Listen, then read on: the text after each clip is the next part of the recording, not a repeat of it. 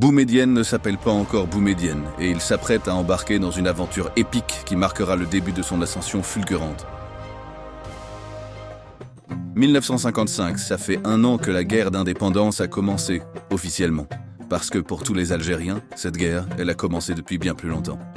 Et ça, Mohamed Boukarouba, il en sait quelque chose.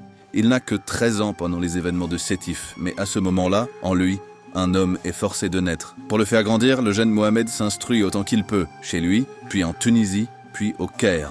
Au Caire, il arrive sans le sou. Pour vivre, il donne des cours, en même temps qu'il en suit, à Al-Azhar notamment. Et surtout, il continue son engagement politique.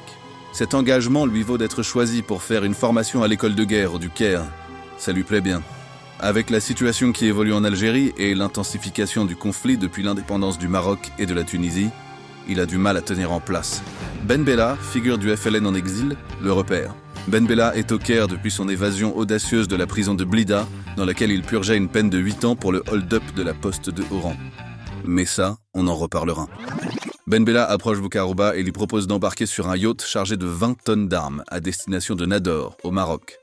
Ces armes, une fois débarquées, devront être acheminées jusqu'au Maquis, en Algérie.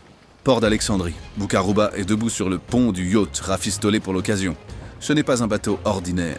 Autrefois propriété de la reine de Jordanie, épouse du roi Farouk, le yacht surnommé le Dina a été confisqué après la chute du monarque par Nasser lui-même et réaffecté à la cause indépendantiste.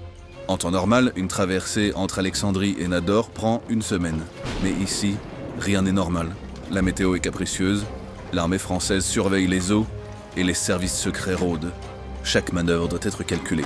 Alors on multiplie les détours, un passage par Palerme, une escale en Tunisie, une halte en Libye, un détour par Melilla.